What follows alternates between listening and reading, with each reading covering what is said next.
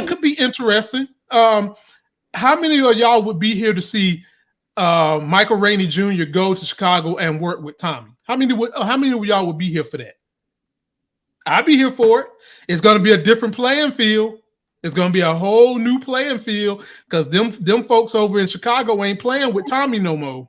They ain't playing with him. I'm a little nervous. I don't know if I should say my theory on your platform. I mean, I've already said it publicly. Me and Moochie have shared the sentiment on our platforms. What if at the end of all this, a certain someone comes back? And they're going to start a brand new show from him coming back. Mm-hmm. I mean, everybody be here for it. The thing is he here for it? Well, I don't. Oh shit! I'm so sorry. I don't know if you saw it. I'll send this interview clip to you. Later, if you haven't seen it. About a year and a half ago, Omari Hardwick did an interview.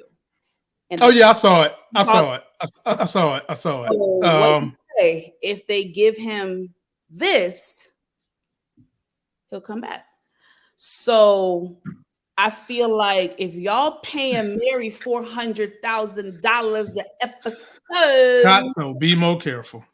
Lord, Omari Hardwick, the face of the franchise, the GOAT, the one that everyone is wanting to come back, y'all got to pay him what he's worth. So we'll see. That's all I'm going to say. And to have such an abrupt announcement that you canceling a show like that could easily delve into the fact that they done worked out something with Omari Hardwick. Could be.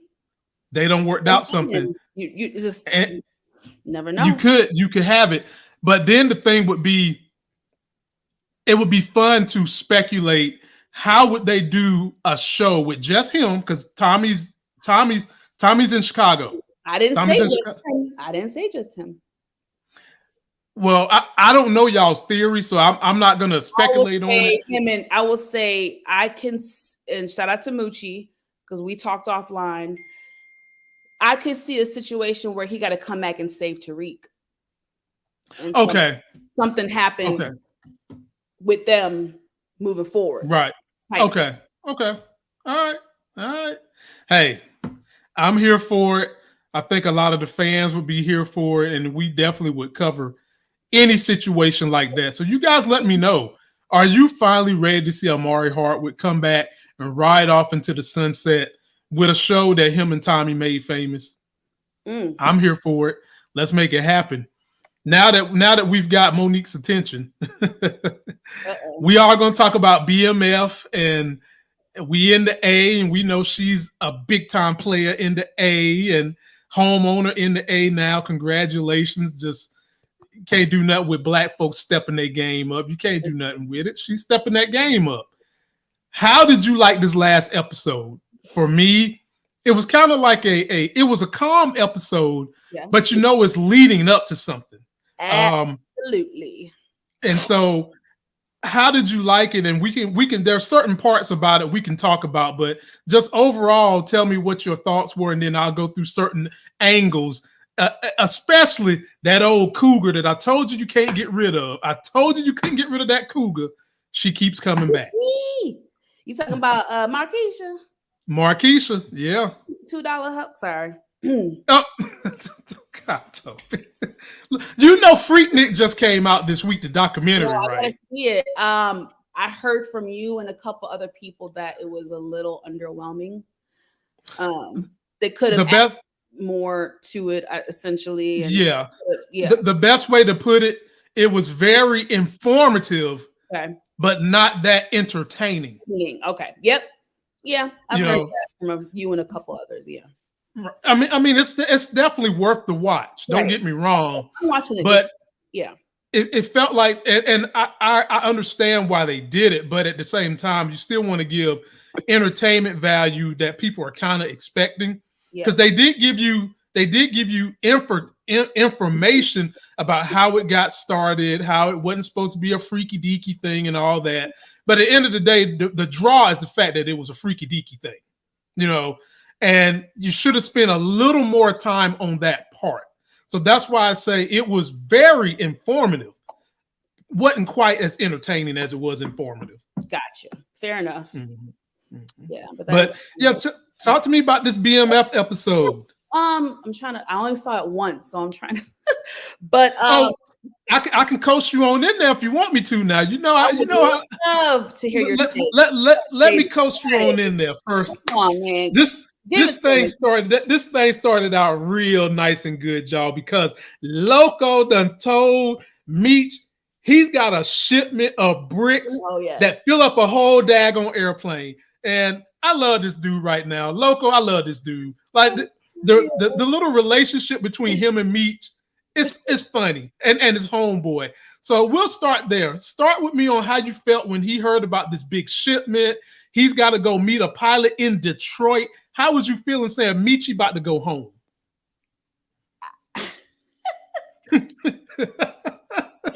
At first, I was like, yes, this is a win for Meech and BMF. And when there was miscommunication, was it implied that it was due to the language barrier? Yeah, definitely. Meech thought he was only going to get like 200 and something bricks, and it was 2,500. 2,500. Baby, that was so funny. I was like, yo, not the language barrier bucking up the business. I said that is hilarious. But yeah. I loved, and shout out to Miss K because she pointed this out on her channel. I loved how they spoke in code when Meech and T were on the phone, whatever. Terry was on the phone. Like I like that. Because they're young. We have to remember they're very young, but they're very smart. And I'm gonna be honest, this became controversy on Brillo's channel. Shout out to Brillo. This season, Meech is stepping it up.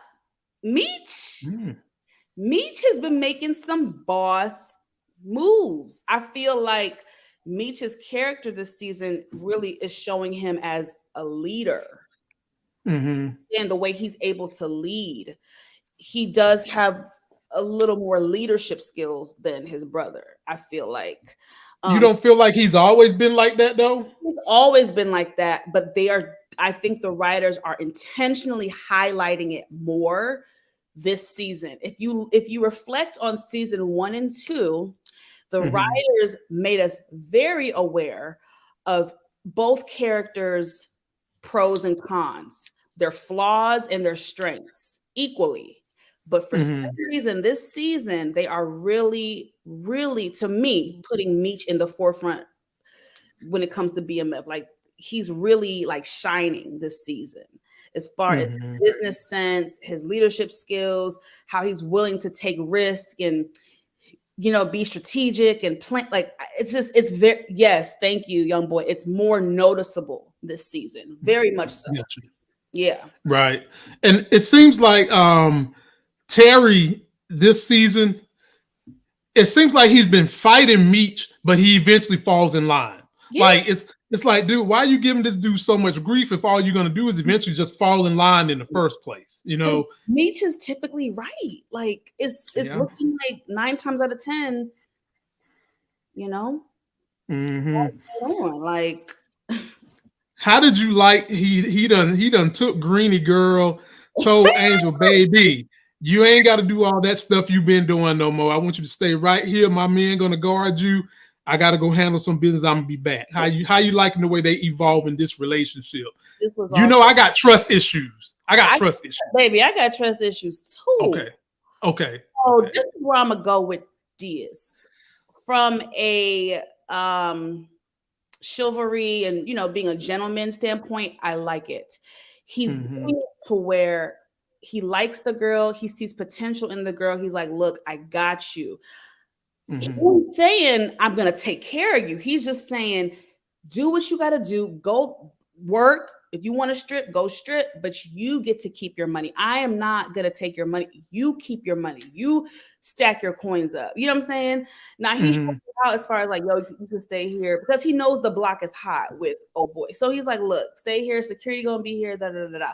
But I feel like some people try to call him a simp and like, clown him. But I'm like, no, like he's just being a gentleman. He sees a girl that was in a really bad situation. And to me, he's just trying to speak life into her and, and really help her get on her feet. You know what I'm saying? Because she was in an abusive situation. So I like it. Now with her, I don't know about her. I can see it going two ways. I can see her because what do they call it? Where you kind of go back to your abuser. Stockholm syndrome. I could see that happening, which would be really sad. Or I could see her getting hurt just in the crossfire. You know what I mean? So I could see both. I could see both. I could see either scenario happening. I don't think she's going to do anything to hurt him intentionally. But again, with the Stockholm syndrome thing, it's very psychological. So yeah. But I can see her. Yeah. So I got my good eye on her, as Nita was That's where I'm at with it. Like I like when you've been traumatized the way she's been traumatized, and all you know is that it's very hard to relinquish and just believe in what's good. Exactly. So and then on top of that, Meech was laying it on thick. When she was going to try to reward him for all this chivalry, she was about to drop to her knees, and he was like, "Nah, baby, I don't want you to do it like that. Let's basically instead of you giving, let's make love instead of hardcore." It's basically what he did. Yeah, and I really appreciate that. I do too, but when you have someone who has had the beaten down mentality that this woman has had, those type of things can just kind of, they can further push you. And so I got my eye on her. For sure. I would like for her to do fine, but I got my eye on her. I really do. And it would be hurtful if this boy get back to GA and his whole damn building infiltrated.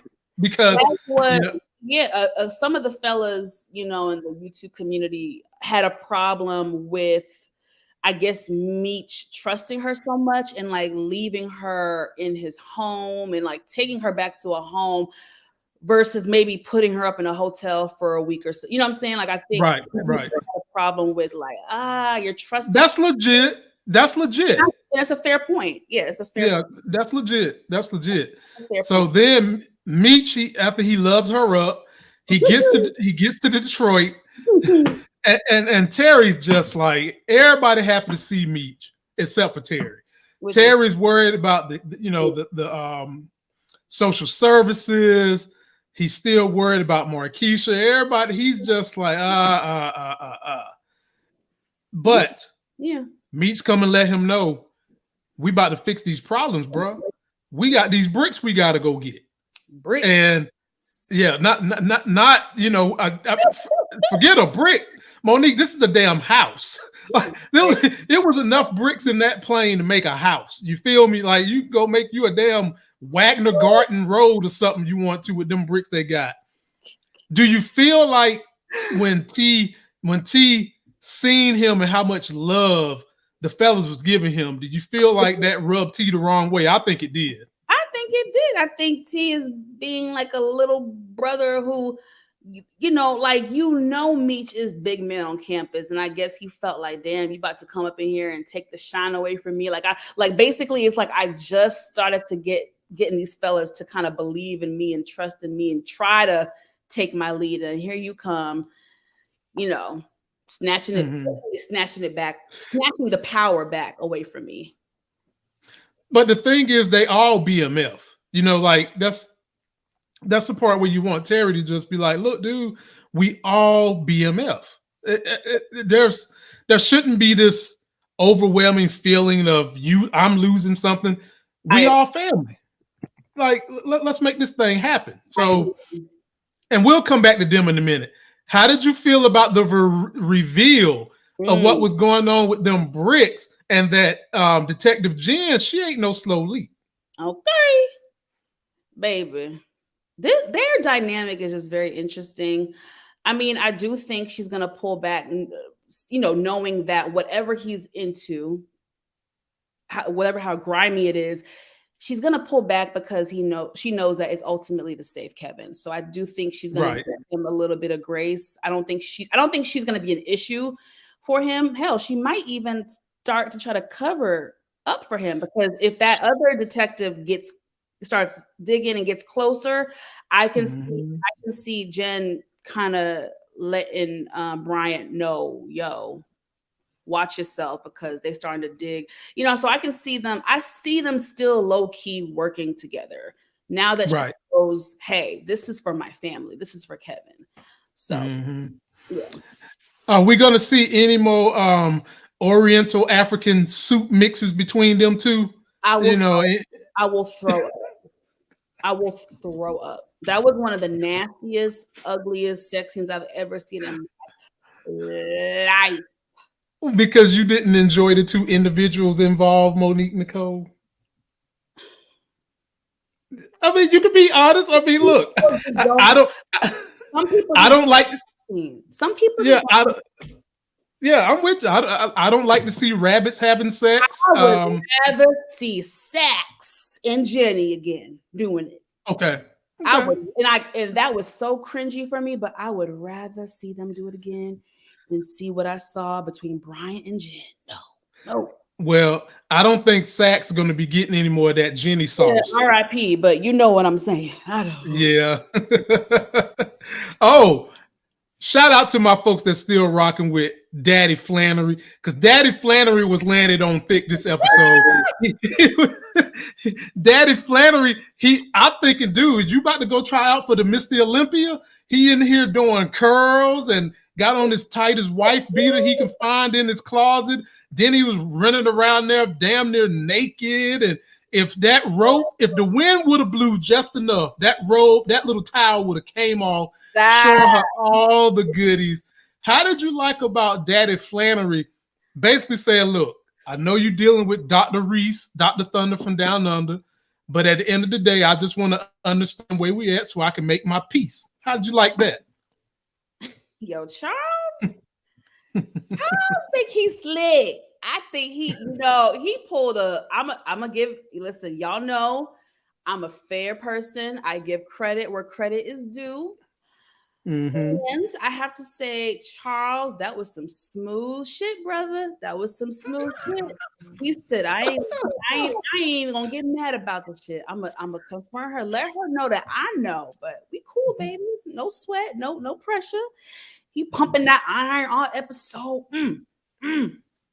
showing his muscles and stuff. Yeah.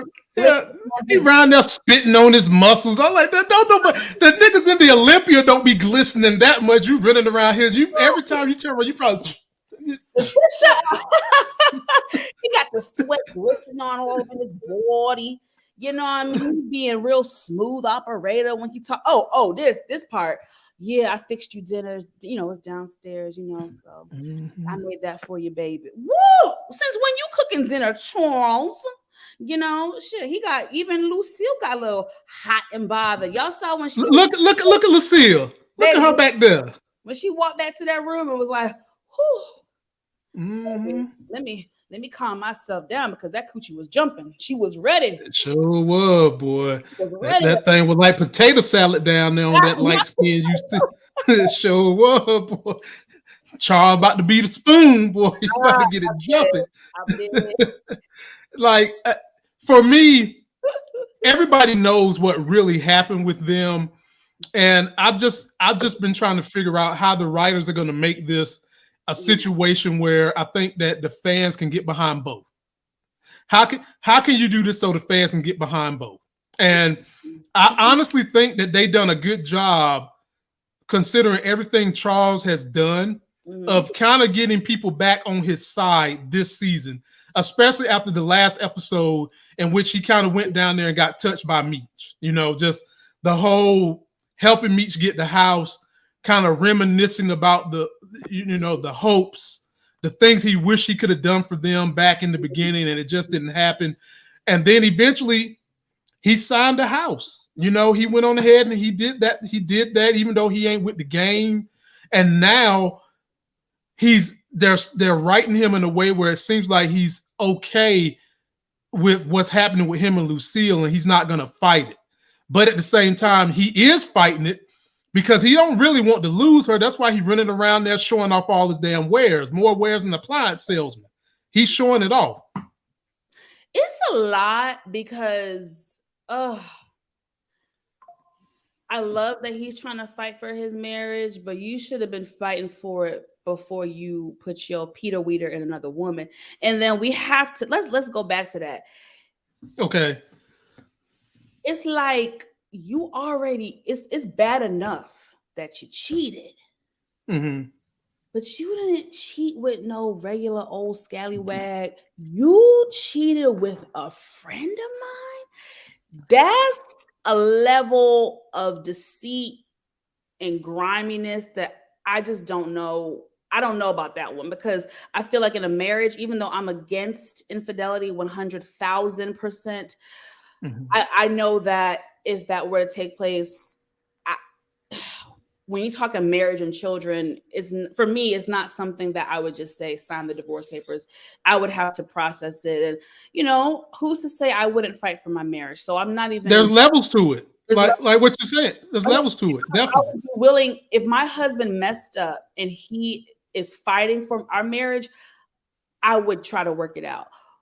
But the thing that would make me not work it out and have an issue with working it out is if you cheated with my friend. That is just someone that has been in our home, someone who I called a friend. It's just, I don't know if you can come back from that. I don't know. It's levels. And usually that's the situation with those type things though, Mo. It's usually someone who has been in a home type thing. Yeah. And when you talk about there being levels to all this type of stuff, some depending upon whom it is and how their situation, that's a level. That's a level. Like for some people, it's like this. You know, you can make the mistake and then there's no kids involved. But then when you make the mistake and there's kids involved, that is a constant reminder to whomever was done wrong of your mistake. You know, like you have the mental version that you can't get out your head. Then you also have the living, breathing, everyday reminder. And for some people, that's a bridge too far, you know, for some people. Just depends on the situation. And they definitely going to write this to a divorce. It's just how are they going to get us on the off ramp and maybe have the fans still cheering for both is what I'm wondering. The fans are divided. We got Team Charles, we got the toxic crew who want to be Team Charles and want to ignore the fact of what he did. I'm team both of them. I'm team. You know what, Lamont? Yeah. I'm team both of them too. I'm team both of them because I can see fault in both. Absolutely. But at some point in time, you've got to either got to come together, and try to fight for it, or you got to deal with the realization that one part of this union has said enough is enough. I'm moving on, and then you move on in the correct order. I agree. And Monique 69 Ways said, God, I hate you, Monique. I hate you. She gonna say that Charles is even trying to fix them walls that he should have fixed 15 years ago. Nigga, I've been asking you for 10 years to fix these goddamn walls. And now you want to fix them, boy. That would not impress me because nigga, I've been asking you for years to fix this shit. You think that would have been the dead giveaway. If he was nice and pumping iron and fixed my meal, that probably would have won me over. But when he touched the walls, something in me would have clicked, and I would have been like, I see you for your works. I see you. You ain't slick, brother Tucker. Well, I mean, the thing is, we've been married damn near almost we pushing 2 decades now, and you know, you go through counseling and you Yeah. talk about these various things. Yep.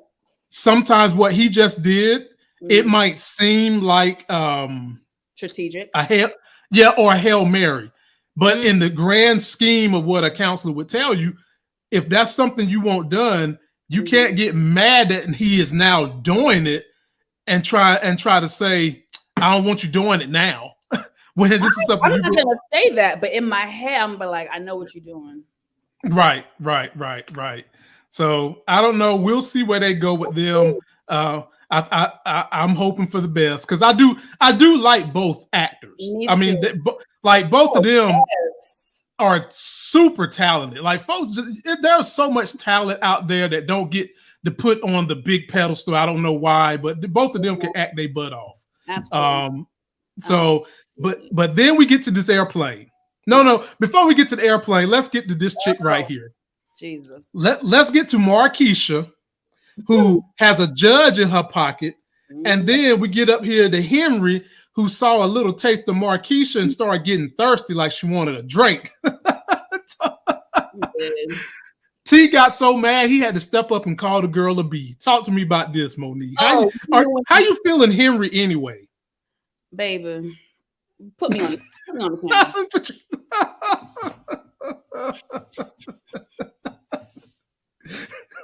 Stars. scared. Stars casting. You know what? I'm not even gonna go in on the actor because a lot of times it don't be the actor. They just playing the part that y'all laid out for them. Oh, and she killing the part. That's the thing. That the actor who's playing Henry, she can act. She can act. I Definitely. believe it. I believe And it. and you hate her. You hate her because she is reminding you of St. Louis if he wasn't in a damn wheelchair. I don't know who the hell she reminded me of, but I know she looked like Blade. I told what I said the other day. She looked like she on Blade with the slick back. She got the cane. She got the looks like a little vampire. I don't know. She just gives me like okay. I think her first episode. I was like okay. It's just getting corny for me. Okay. And And that's been the sentiment too, Mo. I ask people on my videos, like, give me your sentiment for Henry, and how much screen time she's absorbing this season. You know what I'm saying? Like, she's getting a lot of screen time, and it's divided amongst my audience. it gives me corny, and it's not because she's a woman. Um, it gives me corny. I feel like for a villain for BMF, y'all had Lamar. Mm-hmm.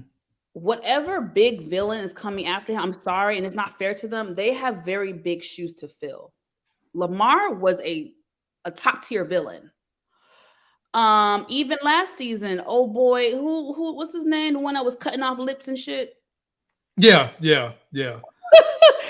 He scared me. He Yeah. was scary. Once he cut off that heifer's lips, I was like, oh, I want no parts. I want no parts. He put fear. He had fear. You know what I mean? He made you like, oh shit. I don't think I So want you don't fear Henry? no. You She don't really? he does not scare me. After all the things she has done this season, Which hasn't been much, but she don't scare me. She has not scared me yet. Now I know I will say this, she's about that life because she put a bullet in old girl's head. She about that life, I'll give her that, but I'm not scared of her. Like she has not scared me yet. K9, that was his name. K9 scared the hell out of me. So for you, she's more like you know how you have the big balls, then you have the henchman who's always doing too much.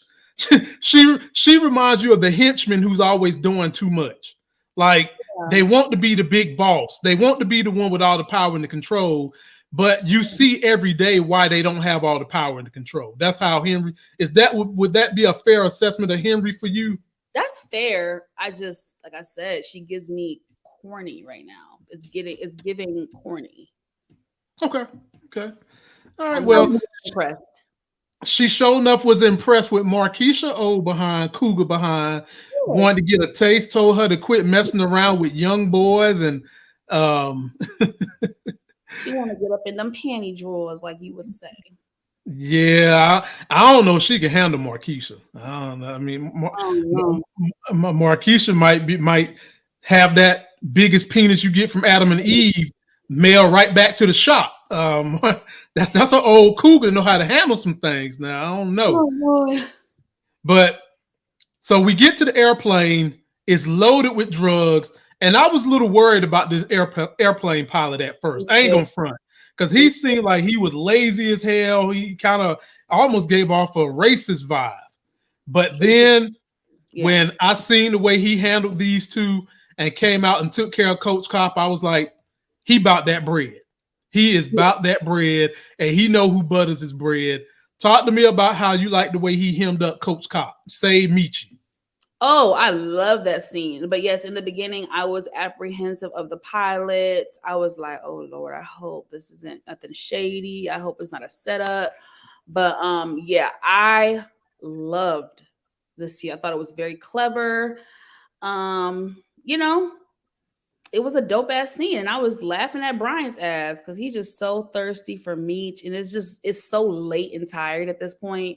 Like it's misdirected anger. Like Meech ain't really do shit to me. Really, in the grand scheme of things, Meech ain't really done nothing to Brian to deserve him gunning for him the way that he is.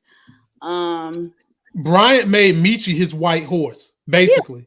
Yeah. He's just blaming everything on Meech. Like that's Meech is the fall guy for Bryant, basically, is what it is. Now, I don't know if you've heard in these YouTube streets from other creators, but this move from Meech is very controversial. Some people are even calling him a snitch or a rat because he technically hemmed up Brian. You know, I don't see it that way. I do not see it that way at all. I don't think this is an example of snitching. This is a dog eat dog situation. It's basically do or die. It's basically you or me. And Bryant is relentless. So Meech knew he had to do something. And he pulled a move and he got away. I do not see this as snitching whatsoever, but some people do. What do you say to that? I'm with you. It's dog eat dog. End of the day, you got to get away one way or the other one, and he got away. Like it is what it is. There's levels to all this stuff, and there's levels to quote unquote snitching. So absolutely, he did what he had to do.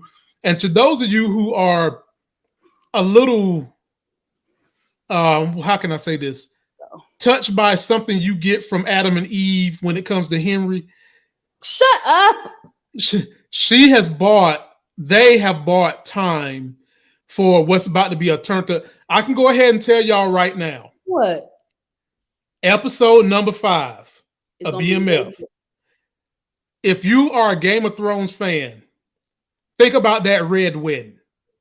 Shut going up. Down. No, going down. Don't do that. Yes. Think of that red wedding going down in the A. Get ready. It's coming. Get ready. That is a I don't know. Well, I'm gonna have to see because get ready. History of Game of Thrones, but we'll see. You made the comparison, so we gonna okay.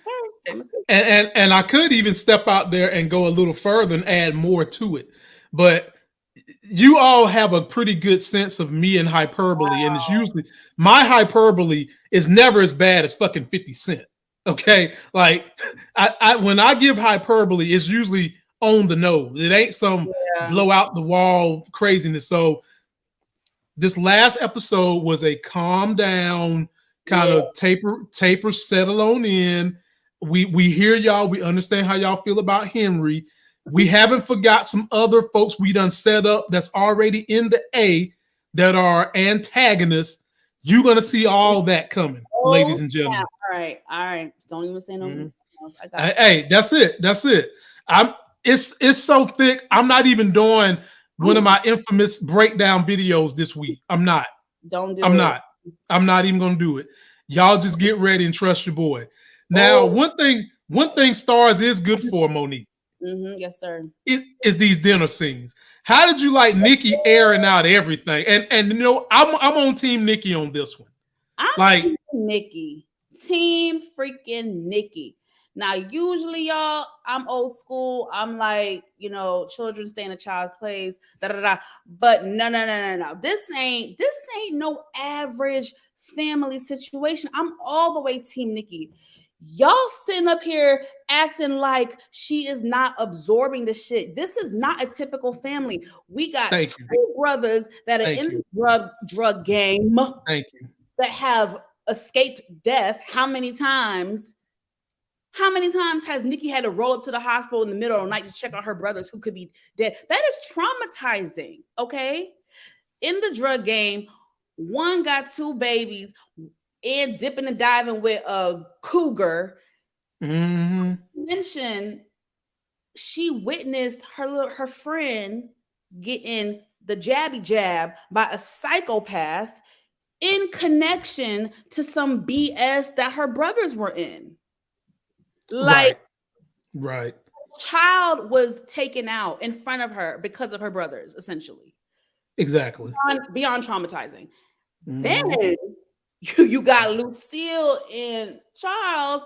Y'all not making y'all's situation private. Everybody know what's going on. So y'all act like Nikki's just supposed to la la la la. She's absorbing all this. She is seeing all this. This is all affecting her. That baby needs therapy. Like, and y'all want her to act like just a little regular kid who no, she had every right to tell them all about themselves. I am Team Nikki. Yes, DeMarcus, she was the MVP of the episode. Her and me, Definitely, MVP of the definitely, episode. Because definitely.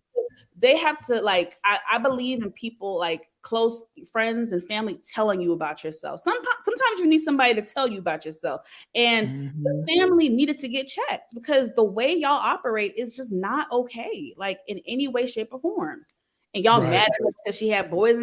I get it. It's not appropriate. But it's like, on the grand scheme of things that have happened in that family, her having a couple friends over is so minute. Like, but I get it. I get it as a parent, but they got to cut my girl Nikki some slack. She deserves it. She's been through so much. She deserves it. Yeah, folks. I was Team Nikki on this one. I'm sorry. Um, just because you are a child does not absorb you of crazy stuff that happens that can mess with your mind and your mentality permanently. You know, just because you are a child and the adults that are supposed to be in your support system aren't acting right doesn't mean that you don't have feelings, you don't see things a certain way. It doesn't drive you crazy just because you're a child, and Nikki voiced her opinion. Mm-hmm. I'm glad that mama or daddy didn't try to give her a spanking, I'm so but happy. they let her voice her opinion. And it made me feel good that Michi went up there to talk to her about it. Because that girl was screaming for counseling. 100%. That was her outcry. And the mom more worried about her using a tampon than Right. she's worried about. She And called that mama out. that is some old school shit that only Yeah. mamas do. And I get it to an extent, Mm-hmm. but that's how my mama Right. that's how a lot of black mamas are, especially if you come from a Caribbean or African background, baby. You know. Mm-hmm. And Monique said something that was very cogent. Keep some people in your corner that care about you enough to tell you what you need to hear and not always what you want to hear. Hello. So when you got that friend who's telling you that the next network marketing scheme he's going to do is going to be the one that's going to go win, and you need that friend to finally tell you, bruh, let's be real about this thing. Don't try to throw that friend under the bus because he's giving you legitimate information, y'all. Just keep somebody in your corner that's going to tell you what you need to hear and not always what you want to hear.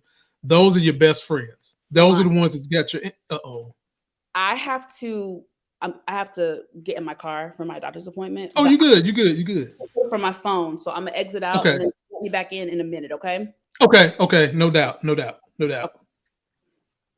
So yeah, so we got to that, ladies and gentlemen. And then we ended on this mess right here.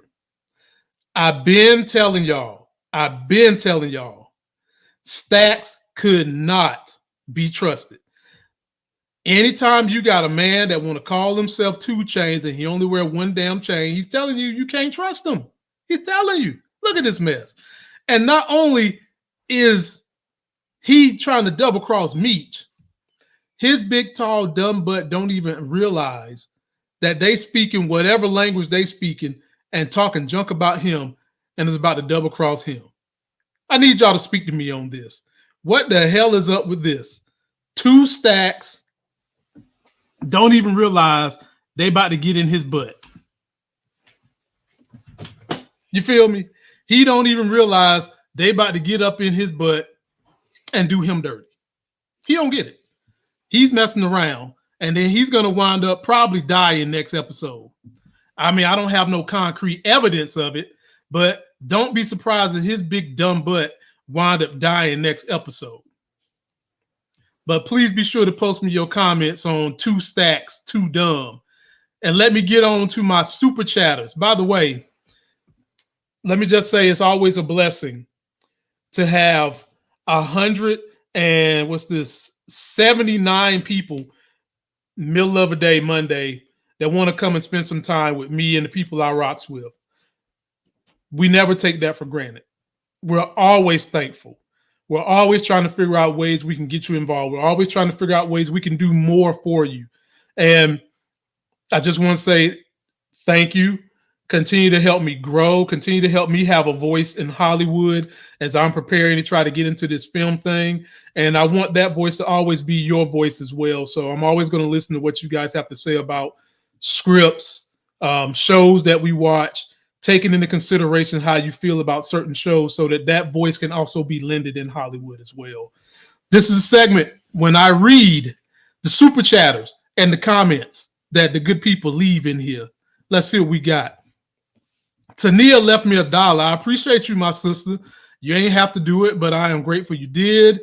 Then the big homie, DeMarcus Vaughn, coming through with the $5 super chat. I appreciate you, my brother. Very grateful.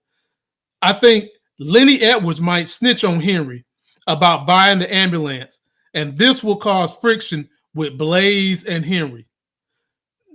If there's ever a brother that need to start his own YouTube, it's that big homie DeMarcus Vaughn. Bro, you ain't never said nothing wrong. Never. And that is going to be a problem that he's going to have to fix. Definitely. It's going to be a problem he's going to have to fix. But I want you guys to be ready. Episode 5, I'm hearing Red Wedding. I'm hearing, I forgot that episode of The Wire. I'm hearing this thing is going to have some folks' feelings hurt. That's what I'm hearing. I'm hearing y'all better batten down the hatchets. If you cry easy, go get you a blanket. If you need some food and entertainment, make sure you got your popcorn ready. This ain't the Dallas Cowboys we about to be watching. This is about to be BMF at its finest. It's going to be crazy. And Terry, don't forget, Terry is headed to the A. Yes. Get ready. Sally LH says, Lamar, off topic, but did you see that House of the Dragons is back in June? Yes, Miss Sally, I saw it. I am trying to communicate with HBO right now as we speak so that I can be on one of those little panel review doohickeys and see if my wife can come with me and see if they'll let me bring some Team Life Game folks to do that as well. So if you are someone who likes Game of Thrones, just know this channel is fully throned up, okay? We ready for the House of the Dragons. My wife, Team Life Games, the Khaleesi, Miss K, Moochie, we all ready. So be ready. This channel is going to be covering House of the Dragon and all this good lore. Let's see what else we got here. Alex says, Loco looks like a rapper from Cypress Hill. Yeah, he do remind me of that cat. Monique 69. Yeah, Team Black, Monique. We Team Black too. We Team Black. That's right. They coming for that throne. And have y'all seen the trailer for that yet? They did 2 trailers. They did one Team Green, then they did a trailer for Team Black. So get ready.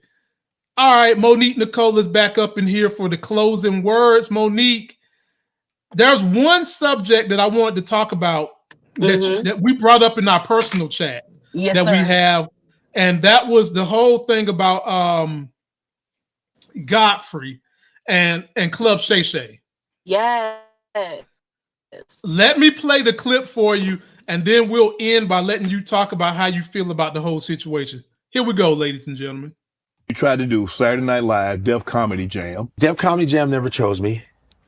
God, I never. I'm trying to figure out how the hell you sitting on my couch. You ain't got chose for nothing. What the hell? But this is about the most underrated comedian, isn't it?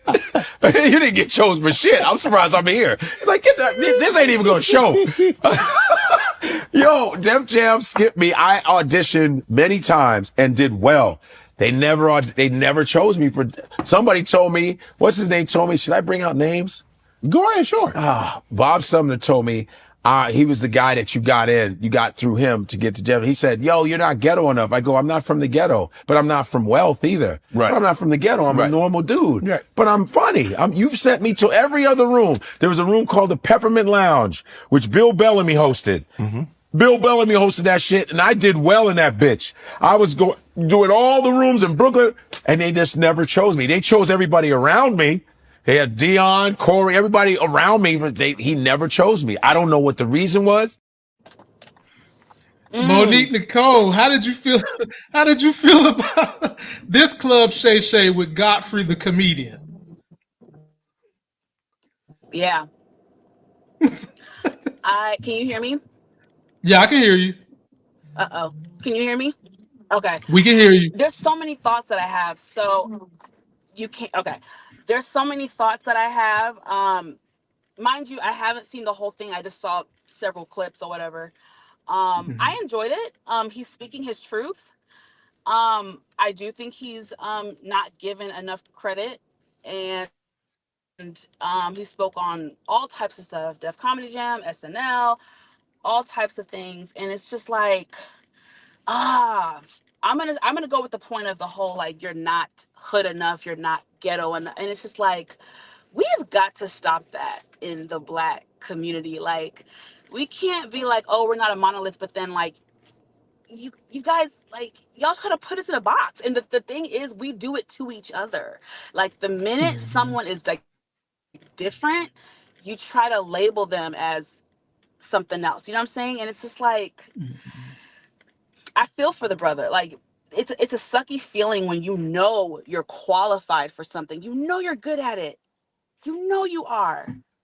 Right. And you don't get it because of some BS reasons. And then I found it very interesting when he said about SNL, he knows he murked that audition. He would have been amazing on SNL. I can see it now. He would have been amazing. But what did they tell him? I guess they didn't want him to be too big of a star. Right. Like a Eddie Murphy? Like, so Kevin Hart, you know. But I'm glad he's speaking out. And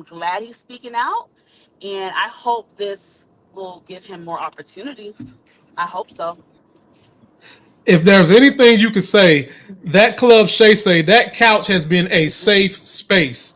And a lot of the things that we all swear that we're concerned about, helping the Black community, it keeps coming up in that Club Shay Shay. Even with these people that we feel like maybe have made a little bit more success than we have in our own individual walks. And shout out to Richard Lovett. You know I'm from North Carolina, baby. We're getting a lot of the things that plague our own community within us in these Club Shay Shays. And all I can say is, what y'all gonna do about it? How are you gonna be better about it? You know, most of y'all know that there is a conscious side to me. There's a political side to me. Yep. There is a dog in me. There's all that stuff in me. But one thing that people can't say is that no one can ever say that Mont don't be trying to reach back and help bring folks up with them. Can't never say that. Preach. You can't never. It's just that a lot of the times the different things that I try to do videos on or talk about that actually help people, don't nobody want to hear it. It's like, that's not the stuff you want to hear. And so having said that, Why don't we continue to challenge each other to make better choices, try to uplift each other as best we can? And I think this is the best point to stop, because somebody's about to get out to an important meeting. Not going to say where, not going to say what. And I'm going to let you have the last word as to what people can look forward to from your channel this week, and then we'll get out of here. Oh, yes, sir. So a few things are going to happen this week. Of course, y'all go check out my recent video with Nita for Reality TV Talk. This week, I'm definitely gonna drop a video again for the upcoming Scream 7 movie. I'm a big fan of the Scream franchise. And then I actually might, let's see, one of two things. I'm either going to do a hot topics, because a lot of things have been happening in entertainment that I do want to dive in more on, so you can expect that. But you guys, I'm also going to be launching something, not official yet, but I'm going to be launching something new on my channel that I'm very excited about. So I will just say stay tuned, and please support and turn on the notification bell button. That way you get notified whenever I drop new content. And yeah. All right. Y'all better follow us, sister. We got movers and shakers right here within this lure, people. Y'all might be looking up 5 years from now, seeing some of us at the Oscars and all kinds of stuff. So stay ground floor with us, so that when we top floor, y'all riding with us. That's going to do it for today. We out of here. Have a good one. We'll see you later on this week. That's a good one, Monique.